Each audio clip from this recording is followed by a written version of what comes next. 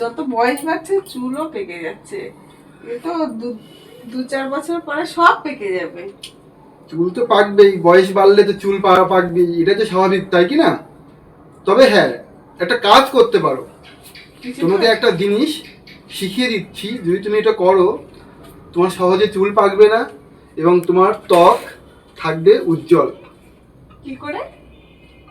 রোজ তুমি সকালবেলা করে এই ব্যায়ামটি যদি করতে পারো, এইভাবে, হ্যাঁ এইভাবে দুই নখ এইভাবে ঘষবে।